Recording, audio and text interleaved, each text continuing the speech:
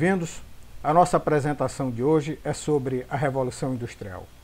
De acordo com o historiador inglês Eric Hobsbawm, a Revolução Industrial, em conjunto com a Revolução Francesa, foram duas revoluções que modificaram permanentemente a feição do nosso mundo.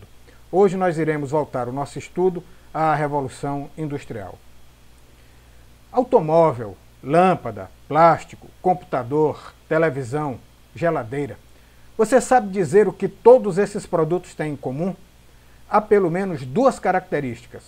Todos são produzidos por processos industriais e todos são mercadorias. Ou seja, foram produzidos para serem comercializados. O surgimento das indústrias ocasionou uma das maiores transformações socioeconômicas da história, modificando profundamente e em escala mundial o ambiente e as relações de produção, os hábitos de consumo e a organização do trabalho. Esse processo inteiro iniciou-se com a chamada Revolução Industrial, que teve início na Inglaterra, em meados do século XVIII, e tem reflexos até os dias de hoje na sociedade globalizada. Do artesanato à maquinofatura. Vamos ver como foi que se deu esse processo. Antes do surgimento das fábricas, o artesanato era o principal modo de organização do processo produtivo. As mercadorias eram todas confeccionadas por artesãos que dominavam todas as fases de produção.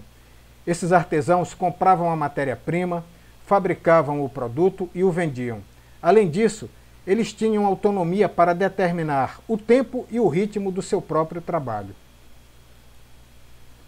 Durante os séculos XV e XVI, com o objetivo de acelerar a produção, homens de negócios se associaram aos artesãos, desenvolvendo o sistema doméstico.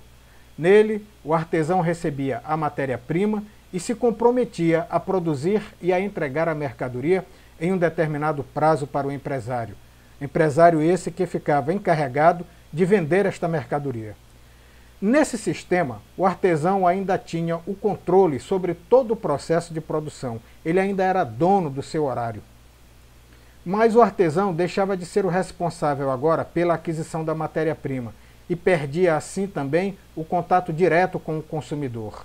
Antigamente, o artesão dominava todas estas fases e possuía o contato direto com o comprador final. Na segunda metade do século XVII, as manufaturas se expandiram. Nesse tipo de organização do trabalho, dezenas ou centenas de pessoas ficavam concentradas em um só espaço, e ali eles trabalhavam. Trabalhavam todos os dias, durante um número determinado de horas que era estabelecido por um patrão. Nesse momento, logicamente, entra em cena um novo personagem, que é o patrão. O patrão mantinha os funcionários encarregados de vigiar os trabalhadores, os seus capatazes. Na manufatura, os trabalhadores não eram donos dos instrumentos de trabalho. Também não tinham controle sobre o ritmo da produção. Gradualmente, os trabalhadores foram perdendo o conhecimento sobre a totalidade do processo produtivo, que antigamente eles dominavam. Isso quer dizer que eles deixaram de conhecer todas as etapas de produção de determinada mercadoria, já que as tarefas foram divididas, foram compartimentadas em etapas, e cada pessoa executava apenas uma parte do processo de fabricação em troca de um salário fixo.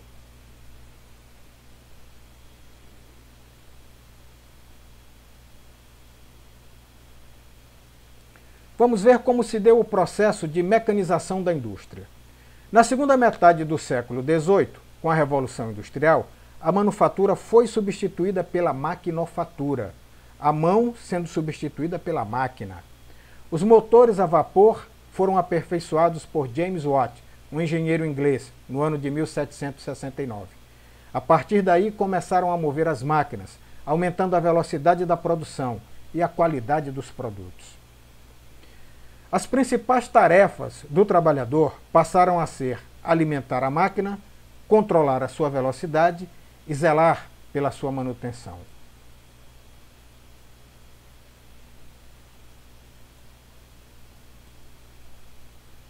A busca do lucro tornou-se mais intensa com o surgimento das fábricas.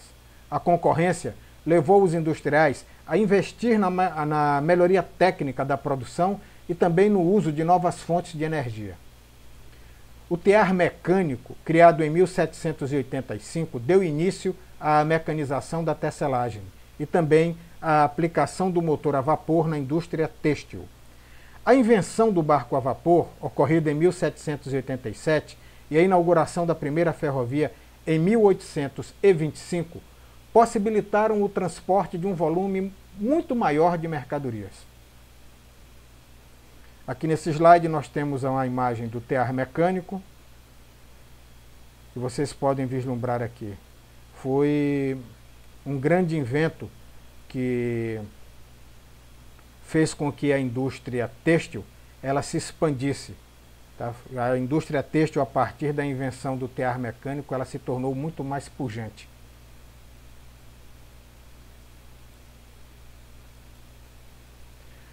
O avanço tecnológico acelerou o ritmo de vida e do trabalho, que deixou de ser assim determinado pelo tempo da natureza e do corpo, e passou a acompanhar o tempo da máquina. O trabalho do ser humano tornou-se dependente da tecnologia industrial, e a eficiência passou a ser medida pelo menor tempo gasto na produção. Em outras palavras, o tempo passou a valer dinheiro. É aquele velho aforismo: tempo é dinheiro.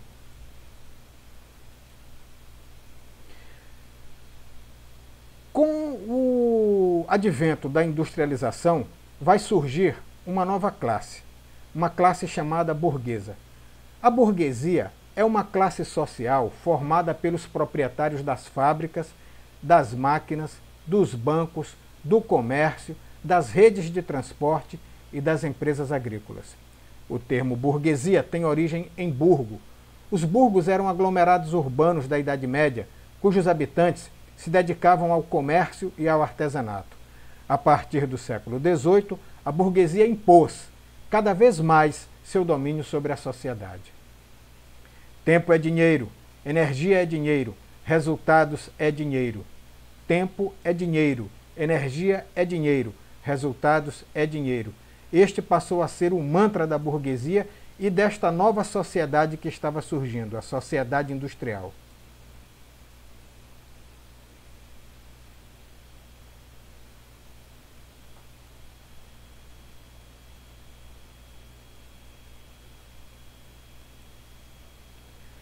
Outra classe também surgiu com o advento da industrialização.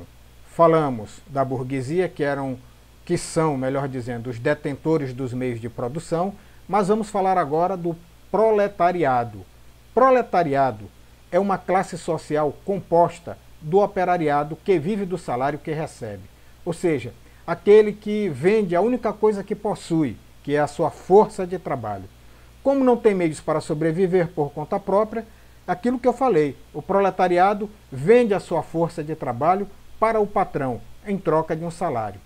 O salário, porém, paga apenas uma parte do tempo de trabalho do operário nas fábricas.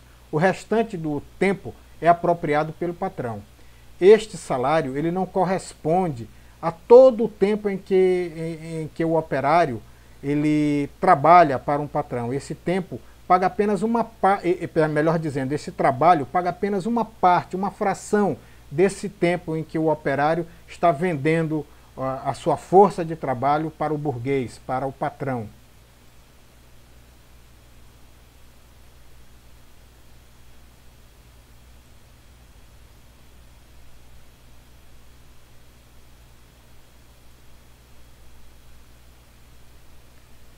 Vamos fazer aqui uma narrativa, uma pequena análise sobre o papel do trabalhador no sistema industrial. A expansão das indústrias modificou muito o cotidiano dos trabalhadores. A questão do tempo, que para eles passou a ser regulado pelos horários de funcionamento das fábricas, é um exemplo disso. Nas áreas rurais, a medição do tempo estava relacionada aos ciclos da natureza e às tarefas diárias no campo. Já nas cidades, a disciplina passou a ser estabelecida pelo relógio. Um relógio foi introjetado na consciência do trabalhador e na consciência desta sociedade industrial. Os relógios já existiam antes da Revolução Industrial, mas foi a necessidade de sincronizar o trabalho nas fábricas que ampliou o seu uso e a sua produção. Com eles, foi possível disciplinar os horários de entrada, de saída dos trabalhadores, o intervalo de almoço e o tempo gasto para realizar as tarefas da produção. Fiscais e supervisores garantiam que os trabalhadores respeitassem os horários. Havia prêmios para os operários mais disciplinados e multas para os que descumprissem as normas. Para isso tinham lá os capatazes dos burgueses, que eram os fiscais, que ficavam de olho na hora de chegada, no tempo de produção, no tempo para o almoço. Então tudo isso era supervisionado.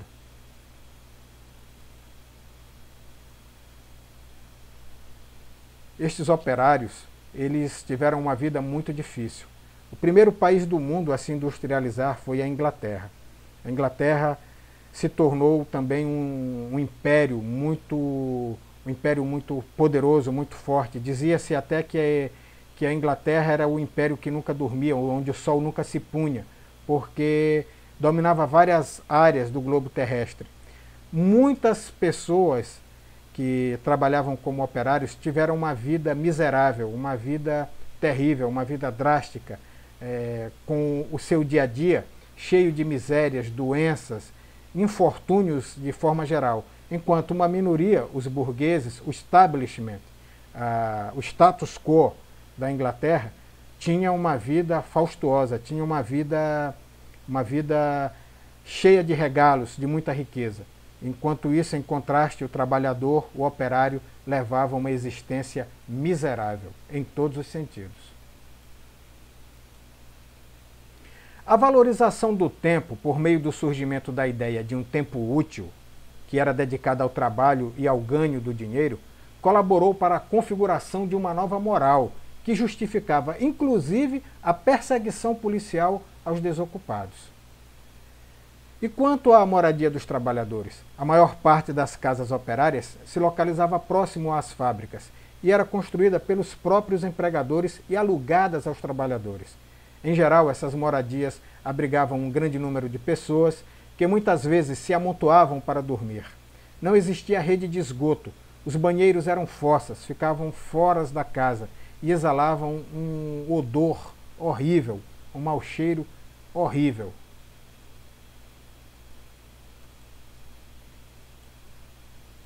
Em alguns bairros, havia um serviço de limpeza de fossas, cujos resíduos eram vendidos como esterco aos agricultores. Em outros bairros, os detritos eram jogados nas vias públicas e nos cursos d'água. Nem preciso dizer que isso causava doenças e epidemias periódicas.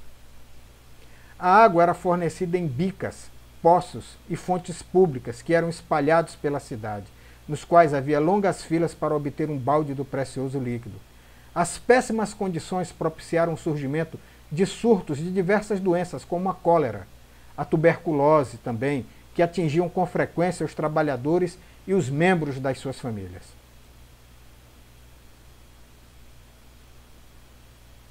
Aqui neste slide nós temos uma gravura de um bairro pobre, eu diria até um bairro miserável de Londres, o bairro Dowdall Street. Esta gravura foi feita por Gustave Doré no ano de 1872.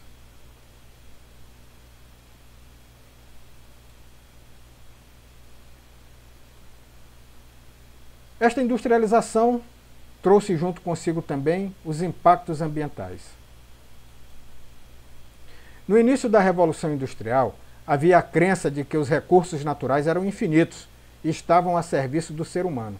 Nesse momento, ainda não havia o conhecimento de que o consumo desenfreado de matérias-primas e o uso de combustíveis fósseis, além das alterações climáticas que afetariam a vida humana, iriam causar um imenso dano, que tudo isso iria, num crescente, causar danos ambientais inenarráveis.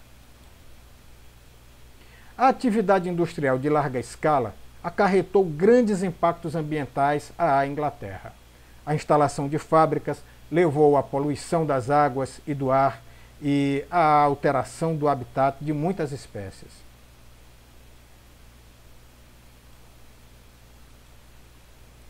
A construção de ferrovias e também de novas fábricas acarretou a derrubada de grandes áreas de vegetação.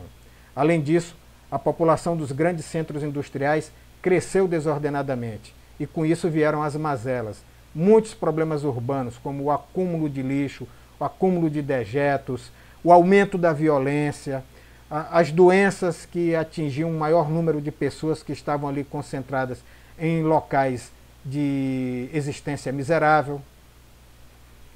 E, atualmente, apesar de a superexploração dos recursos naturais persistir, o modelo de produção implantado com a Revolução Industrial sofre inúmeras críticas, tanto por parte da sociedade como por parte de organizações e também de instituições que são dedicadas à preservação ambiental.